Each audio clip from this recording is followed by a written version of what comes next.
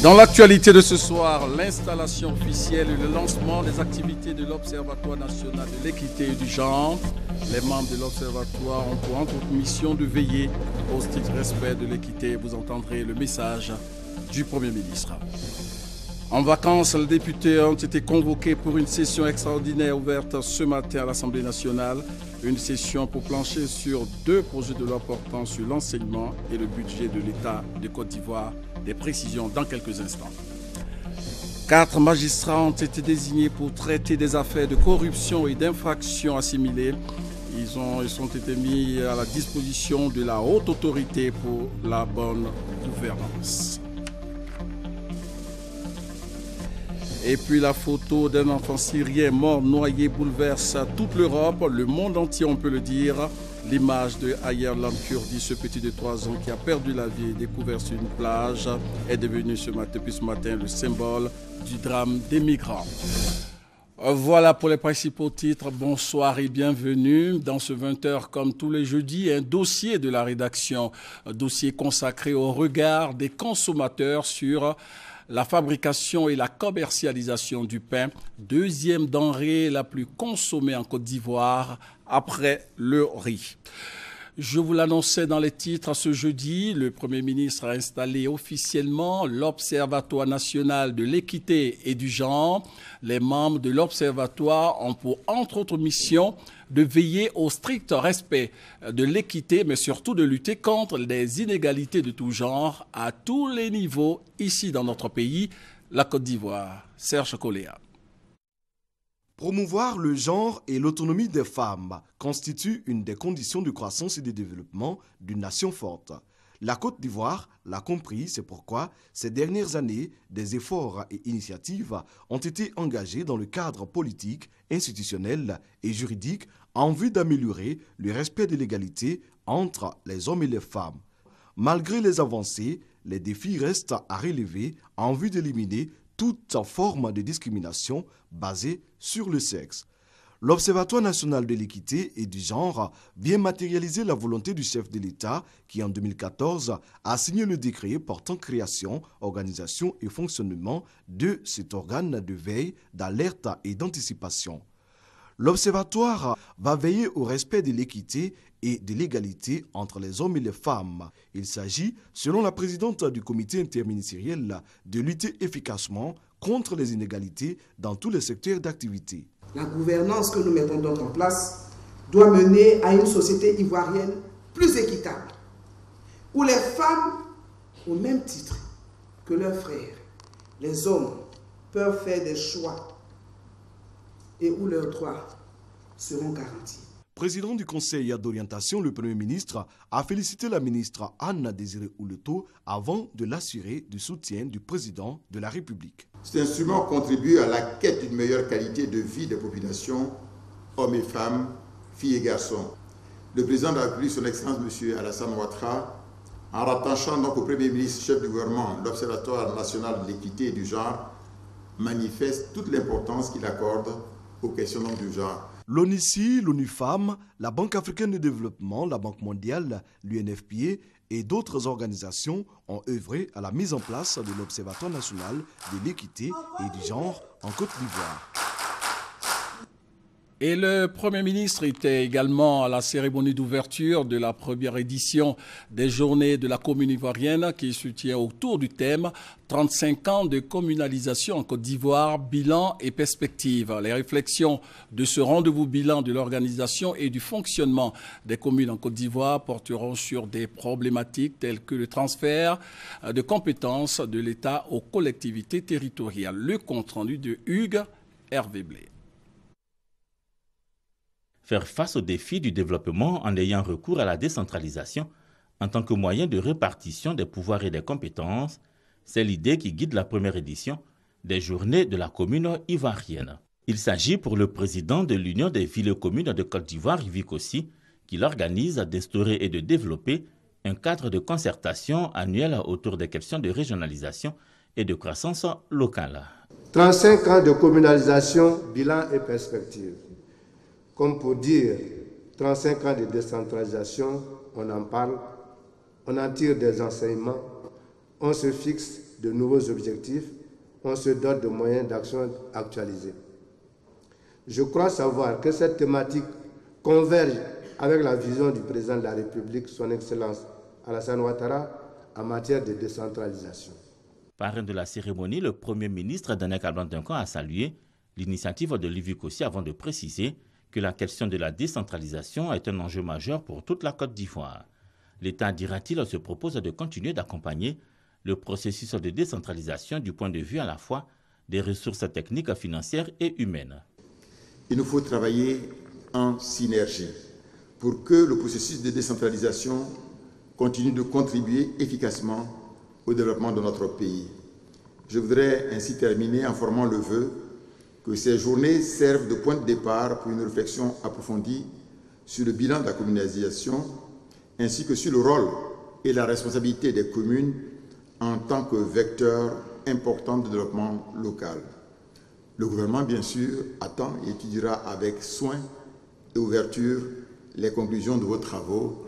Au titre des mesures évoquées par le Premier ministre et qui intéressent au plus haut niveau les collectivités locales, la gestion des ordures par les communes. Le Premier ministre Danek Ablan-Duncan, parrain de la cérémonie, a annoncé une enveloppe de 30 milliards de francs CFA à partir de 2016.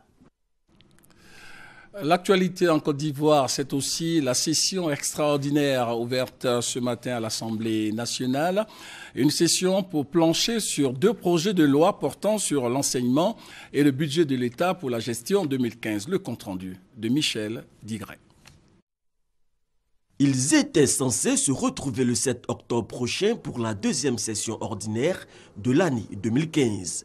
L'urgence des affaires parlementaires en a décidé autrement. Les députés ont dû écourter leurs vacances. Tout ce que nous pouvons faire en tant que politiciens pour le bien-être de la nation ivoirienne, moi je pense que le président pourra nous appeler même à 2 h du matin, nous sommes prêts. C'est un devoir qui nous attend. Nous arrivons pour l'accomplir. On va écouter le président de l'Assemblée, nous dire l'objet de notre rencontre de ce matin et pourquoi nous a tiré nos vacances. Il va nous expliquer. Le vice-président du Parlement donne les raisons de la convocation de cette 3e session extraordinaire. Son Excellence M. Alassane Ouattara, par une correspondance en date du 14 août 2015, a saisi le président de l'Assemblée nationale d'une demande d'ouverture d'une session extraordinaire à l'effet d'examiner les 2 projets de loi suivants. 1. Le projet de loi portant modification de la loi numéro 95-696 du 7 septembre 1995 relative à l'enseignement. 2. Le projet de loi de finances rectificative portant modification du budget de l'État pour la gestion 2015. Conformément à cette demande, ainsi qu'aux dispositions de l'article 63 alinéa 1 de la Constitution et de celle de l'article 2 alinéa 2 du règlement de l'Assemblée nationale, je déclare ouverte la 3e session extraordinaire de l'année 2015.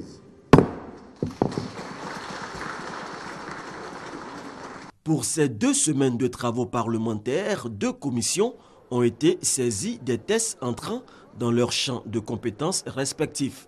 Il s'agit de la commission des affaires sociales et culturelles et celle des affaires économiques et financières.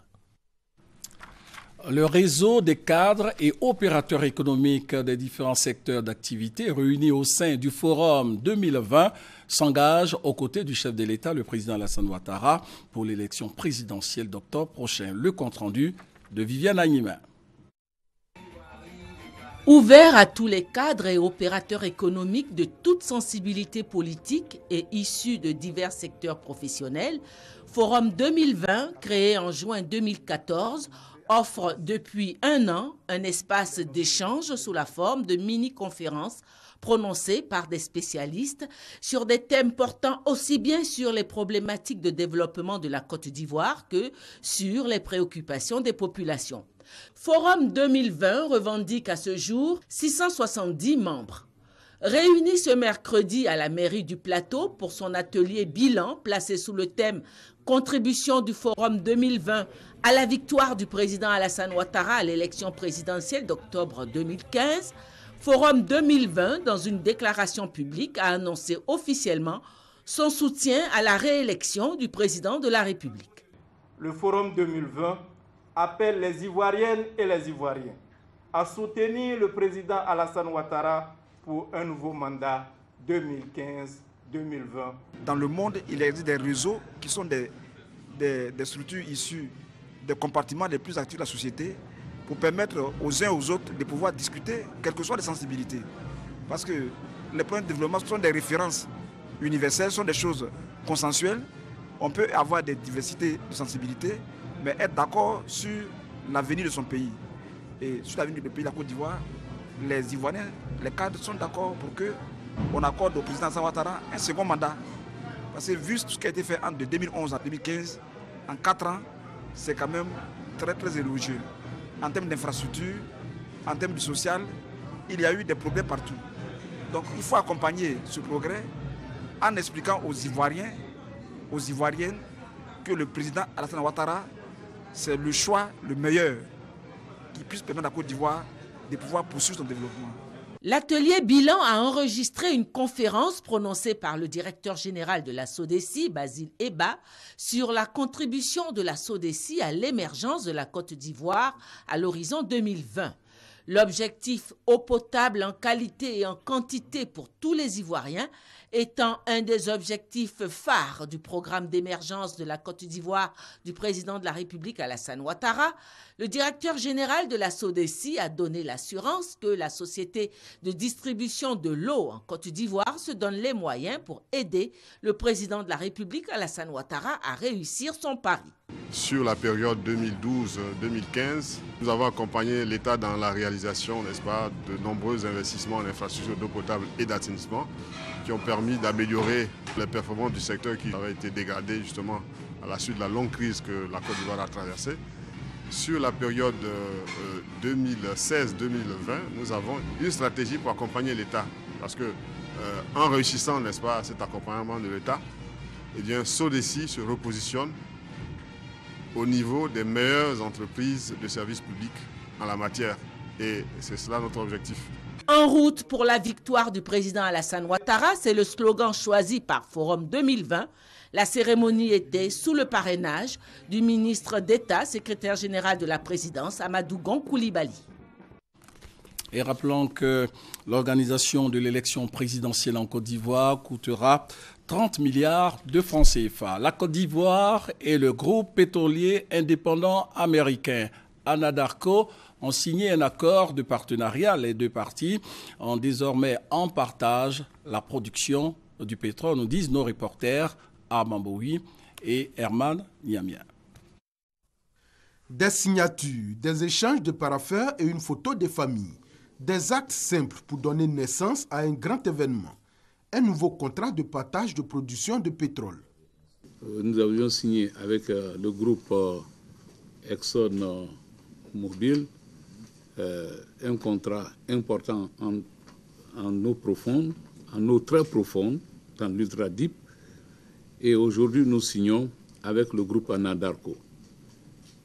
Dans un environnement pétrolier marqué par la baisse vertigineuse des cours, ceci est une claire indication que les groupes de pétrole internationaux font confiance au gouvernement du président Alassane Ouattara. L'accord survenu après plusieurs mois de négociations porte sur le bloc CI 527 de 1038 km² situé en eau profonde au sud d'Abidjan. Sa mise en œuvre est prévue à partir du mois de décembre 2015 et correspond à un investissement de 30 millions de dollars US, soit plus de 15 milliards de francs CFA. Signer une convention avec la Côte d'Ivoire dans un contexte où le prix du pétrole baisse n'est pas un problème pour la société américaine. We've signed this agreement because we always look to the future. Ils signent ce contrat parce qu'ils ont une longue vue de l'exploration. Ce n'est pas aujourd'hui, ils pensent à demain. Et ils pensent que le prix va augmenter. Anadarko était représenté par le directeur général en Côte d'Ivoire Eden Johnson, directeur de l'Afrique de l'Ouest et du Sud. Pour la partie ivoirienne, au regard du contexte et de la qualité des contractants, la signature du contrat réaffirme la confiance pour le potentiel pétrolier ivoirien. 4 magistrats du siège et du parquet ont été désignés pour traiter des affaires de corruption et d'infractions assimilées. Ces magistrats sont spécialement mis à la disposition de la Haute Autorité pour la bonne gouvernance. Cette implication des professionnels du secteur judiciaire s'inscrit dans le cadre du renforcement du dispositif de prévention et de lutte contre la corruption. Les temps forts de la cérémonie avec Sidonie Waka Davila. Ces 4 magistrats seront désormais rattachés à la Haute Autorité pour la bonne gouvernance. Leur mission consistera notamment en la conduite d'investigations sur les pratiques de corruption, la réception et l'exploitation des dénonciations et des plaintes. Ce jeudi matin, ces professionnels du droit ont été officiellement présentés aux premiers responsables de la Haute Autorité pour la bonne gouvernance. Ce sont Kanga Yao, Blas Julien Herbert, Wenyen Amouin Arlette et Ouattara Mman. La Haute Autorité pour la bonne gouvernance, à travers la mise en place des magistrats, envisage d'inverser la tendance en combattant tout ce qui est illicite et en supprimant toutes les poches de corruption et d'infractions assimilées. Elle s'engage à mettre en œuvre pour normaliser les rapports entre l'État et les citoyens, promouvoir l'éthique et la déontologie dans la gestion des choses publiques. La désignation de ces magistrats était très attendue par la Haute Autorité pour la bonne gouvernance, résolue à extirper de la société tous les comportements illicites. Objectif, promouvoir un Ivoirien nouveau, éthique, respectueux de la chose publique et développant une culture de service public. Et la Haute Autorité pour la bonne gouvernance, souvent présentée comme la brigade de l'orthodoxie administrative et financière de l'État de Côte d'Ivoire, a été créée en septembre 2013. Du côté de la presse nationale, on se prépare activement pour une couverture professionnelle des élections générales à venir, en particulier l'élection présidentielle du 25 octobre prochain. Les journalistes politiques de la presse écrite et de l'audiovisuel ont renforcé récemment leur capacité au cours d'un atelier organisé par l'OLPED, l'Observatoire de la liberté de la presse, de l'éthique, de la déontologie. Christelle Médan pour en savoir un peu plus. L'Observatoire de la liberté de la presse, de l'éthique et de la déontologie, OLPED, veut prévenir d'éventuels délits de presse lors des élections d'octobre prochain. Pour atteindre cet objectif, l'organe d'autorégulation a initié un atelier de formation à l'attention des journalistes politiques de l'audiovisuel, de la presse écrite et de la presse en ligne. La formation a porté sur le processus électoral et le code pénal de la loi 2008 du 4 août 2008. Elle veut susciter chez les journalistes plus de responsabilités quant à leur production. Donc nous avons été informés suffisamment et je pense que c'est des rudiments que nous avons eus qui pourront nous aider dans la couverture. Nous allons faire l'effort de vraiment respecter l'éthique et la déontologie, de toujours mettre en avant certaines valeurs pour pouvoir réussir notre mission et ne pas être visé cette fois-ci au cours de ces élections. Je sors satisfait parce qu'il nous a été rappelé certains outils importants, notamment les questions de code pénal, comment un journaliste doit avoir suffisamment de responsabilité dans le traitement de l'information. L'organe initiateur de cet atelier, par la voix de son vice-président Abdoulaye Villar Sanogo et le président Moussa Traoré de l'Union nationale des journalistes de Côte d'Ivoire, UNJCI, ont tour à tour insisté sur la pratique effective des connaissances que les journalistes ont acquises durant cet atelier. Avant les journalistes politiques, les rédacteurs en chef et autres journalistes de radio et presse écrite ont aussi eu droit à un rappel sur l'éthique et la déontologie. Le président de la République va entreprendre une visite d'État dans le sud Comoé. Avant ce rendez-vous attendu par les populations de cette région, le directeur de cabinet de la présidence, fils de la région, Marcela Montano, a effectué une visite sur le terrain pour toucher du doigt l'état d'avancement des travaux. Le témoignage de Christelle Médan. La commune d'Aboisseau accueillera le président Alassane Ouattara le 15 septembre dans le cadre de sa visite d'État dans le sud Comoé et l'Indénié Djouabla. Les préparatifs de la visite ont débuté il y a une semaine déjà. 3,6 km de voies réhabilitées ou bitumées, l'extension de l'électrification à certains quartiers de la capitale du sud Comoé. C'est l'état des lieux dressé lors de la visite de Marcel Amontano, directeur de cabinet du président de la République et fils de la région. Je vois que les choses ont démarré. Je me réjouis qu'à la faveur de la visite d'État du président de la République dans le sud Komoué, la capitale de la région puisse commencer à avoir l'aspect d'une capitale et qu'à l'instar des autres villes visitées par le président de la République, Aboissou bénéficie enfin d'un minimum d'infrastructures routières et autres. Les travaux sont exécutés dans le cadre du programme présidentiel d'urgence et devront s'achever le 12 septembre à Aboissou. On espère que cette visite permettra de combler les nombreuses attentes, notamment en matière de voirie. La voirie et ensuite l'électrification. Ça, c'est les besoins des populations qu'elles nous expriment toutes les fois que nous avons l'occasion d'aller vers elles. 60 000 habitants, c'est la population de cette commune de 94 km² qui a rendez-vous avec le président Alassane Ouattara le 15 septembre prochain au stade municipal de la ville.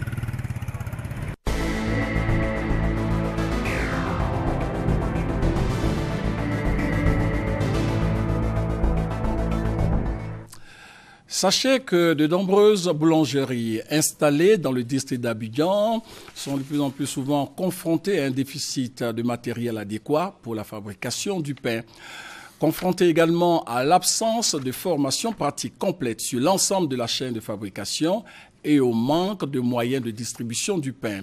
Certaines boulangeries foulent tout simplement aux pieds les règles élémentaires d'hygiène indexées par les consommateurs. Les boulangers se défendent comme ils peuvent. Le constat sur le terrain de nos reporters, Guillaume Zéré et Serge Coléa. Le pain, c'est quand même une bonne nourriture de base en Côte d'Ivoire. Se passer, c'est pas facile. Hein? Il y a plusieurs repas qu'on doit accompagner avec le pain. Donc je ne pense pas qu'on puisse s'en passer. Le décor est planté. Le pain constitue un aliment indispensable dans le quotidien des Ivoiriens. Tous sont d'accord sur son caractère incontournable dans les habitudes alimentaires. Pourtant, la question de sa qualité demeure un vieux débat. Autrefois, j'étais en train de partir ou rendre visite à des enfants. Et j'ai vu des pains qui étaient dans des brouettes. Vraiment, j'étais dépassée. Tu vas dans une boulangerie, tu payes un pain, il est rempli de poussière, pour ne pas dire de poudre. Mais cette poudre-là sort d'où? Il y a une boulangerie non loin de chez nous où j'ai dit aux enfants d'aller prendre du pain chaque matin. Donc, un jour, ils sont allés prendre le pain, j'ouvre le pain. C'est comme s'ils ont piétiné, je ne sais pas s'ils ont marché dedans, mais il y avait un peu de tout. Chose, on appelle ça cafard, les valeurs, trucs à c'était dedans, plus le sable. Donc, j'ai dit non qu'à jeter. Un pain qui n'est pas souvent conforme aux normes d'hygiène alimentaire. Accusés, les boulangers se défendent. Les boulangeries des professionnels font toujours des pains de qualité. Mais quand ils ont affaire à des amateurs, ils n'auront pas de pain de qualité. Et c'est pour cela qu'on leur demande d'aller dans les guichets et de ne pas se contenter de prendre le pain en bordure de route avec les porteuses et les revendeurs. Côté hygiène, tu vois, l'hygiène y est. Parce qu'aujourd'hui, le pain, vraiment, il y a des agents de contrôle de qualité qui font leur travail. Et nous, en amont, on a fait un essai de faire la supervision. Pas plus tard que la semaine dernière, on a reçu donc des agents de l'hygiène publique qui sont venus, qui ont vérifié avec moi le local. Non seulement nous sommes des boulangers, mais nous sommes des consommateurs aussi. On ne peut pas faire ce qui n'est pas bien alors que nous on se met à consommer. Là, ça ne peut arranger qui que ce soit. Denrées de grande consommation, voici le débat malsain qui entoure le pain. L'État en est-il conscient et que fait-il? La réponse du ministère en charge de la santé.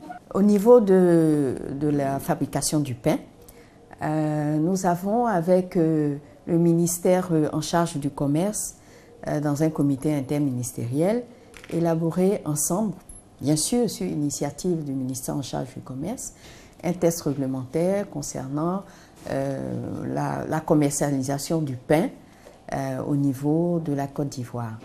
Lorsqu'il y a une plainte, la police sanitaire peut également aller faire une enquête pour voir les conditions de fabrication du pain. Élaboration de textes, attribution de certificats de salubrité pour amener les boulangers au respect des normes. Et pour plus de vigilance, descente inopinée de la police sanitaire dans les boulangeries. Mais tous ces efforts sont encore insuffisants. Quand nous marchons, nous promenons à Yopougon, nous découvrons des boulangeries qui nous font poser des questions. Mais qu'est-ce que le gouvernement attend pour fermer ces gens de boulangerie? C'est vrai que beaucoup d'efforts ont été faits. Après les tests réglementaires qui sont sortis en 2014, en tout cas côté façade, nous voyons qu'il y a eu beaucoup d'efforts qui ont été faits. Donc il faut quand même saluer les boulangers. Mais nous sommes conscients que dans l'arrière-boutique, il y a beaucoup de choses à faire par rapport à l'hygiène. Le débat sur la qualité du pain ne peut en cacher un autre, celui de la quantité. 150 francs CFA pour une coquille, bien souvent vide. Les gens ne respectent pas le poids. Souvent c'est sec, la mie, là, on ne trouve pas assez de mie, tout est croûte. Tu es obligé de prendre 2-3 pains. Puisque le seul pain là même, là, 2 personnes ne peuvent pas manger, tellement c'est restreint. Difficile pour nous de le constater. Dans les rares boulangeries qui se prêtent au jeu, 5 baguettes sur la balance font 1 kg, soit 200 grammes la baguette conformément à la norme. Et vous voyez la balance qui est là. Voilà, le ministère du Commerce demande que le poids du pain soit 200 grammes, ce que nous respectons. Le pain, il est consistant. Du moment où on a des boîtes de suggestions un peu partout, nous les professionnels, si vous vous adressez à nous, vous verrez vraiment que les pains sont consistants. Mais si vous prenez les pains, comme je l'ai dit, en bordure de route, avec des porteuses, vous verrez que les pains ne seront pas consistants. Chaque jour, ce sont des millions de baguettes de pain qui sont consommées. En Côte d'Ivoire, deuxième denrée après le riz, le pain a besoin de plus de soins qu'on ne lui donne aujourd'hui. Il y va de la santé et du bien-être des populations. C'était le dossier de ce 20h. La photo d'un enfant syrien mort noyé bouleverse l'Europe. L'image de Ayerlan Kurdi, le petit de 3 ans qui a perdu la vie, est devenu depuis ce matin en Europe le symbole du drame des migrants. La photo de Ayerlan Kurdi, un petit garçon de 3 ans étendu mort sur une plage turque, a provoqué jeudi une onde de choc planétaire. L'enfant et ses parents avaient quitté dans la nuit de mardi à mercredi une ville côtière de Turquie à destination de l'île grecque de Kos. C'est l'un des plus courts passages maritimes entre la Turquie et l'Europe. Dans les rues de Londres, en Grande-Bretagne, les réactions ne se sont pas fait attendre. Dégoûté, totalement dégoûté. Je n'arrive pas à croire que nous n'avons rien fait à propos de ça jusqu'à présent. Je pense qu'il est dégueulasse de devoir arriver à un point où les enfants sont en train de mourir avant même de reconnaître que nous n'agissons pas moralement. Ils viennent juste chercher un peu de sécurité et d'espoir. Si la Grande-Bretagne ne fait rien, alors qui va intervenir? La Grande-Bretagne, l'Allemagne, la France, ils doivent tous intervenir. L'Europe fait face à une crise sans précédent des migrants. Ce jeudi, la question a été attaquée de front. Les pays européens qui ont transformé la Méditerranée en un cimetière de migrants partagent la responsabilité de chaque réfugié mort. Lorsqu'en Méditerranée, un bateau qui transporte des réfugiés fait naufrage et que le corps d'un petit enfant de 3 ans échoue sur nos plages, est-ce que l'humanité entière ne devra pas rendre des comptes? Donald Tusk a appelé les États à redoubler leur effort de solidarité avec les pays en première ligne dans la crise migratoire. Cette période est un test important pour tous les membres de l'Union européenne. Donc, j'appelle les dirigeants de l'Union européenne à redoubler d'efforts en ce qui concerne la solidarité avec les États membres qui font face à une vague migratoire sans précédent. Accepter plus de réfugiés n'est pas la seule solution, mais ça reste un signe important de véritable solidarité. Une distribution équitable d'au moins 100 000 réfugiés par les pays de l'Union européenne est en fait ce dont on a besoin aujourd'hui. La Commission européenne devrait présenter la semaine prochaine une nouvelle proposition d'un mécanisme plus permanent que la procédure d'urgence. Objectif, réinstaller 120 000 migrants supplémentaires. Les travaux sur ces propositions sont accélérés afin que les discussions sur les dispositions concrètes lors de la réunion des ministres européens le 14 septembre prochain puissent se tenir. Voilà, c'était le récit de Alexis Ouedraogo du service politique et actualité internationale de la rédaction. On termine par le sport. En football, les éléphants de Côte d'Ivoire affrontent le dimanche prochain, 6 septembre, la Sierra Leone à l'International Stadium du Nigeria. Match comptant pour la deuxième journée du groupe 1 des éliminatoires de la CAN 2017. Les éléphants ont eu une séance d'entraînement ce jeudi. Le compte rendu de Anne-Marie Nguessan. Travail minutieux pour Michel Dussuyer et ses poulains lors de cette séance d'entraînement au stade Félix Houphouët-Boigny. L'accent est mis sur tous les secteurs, défense, milieu et attaque. Passe à contrôle du ballon et anticipation. Les nouveaux, notamment Traoré Adama du FC Bâle, Jimbo Chérif de l'Athletic d'Adjamé et Thomas Touré de Bordeaux se fondent dans le groupe. L'intégration se fait bien. On m'a déjà visité, c'était hier soir. Ils m'ont fait danser devant tout le groupe.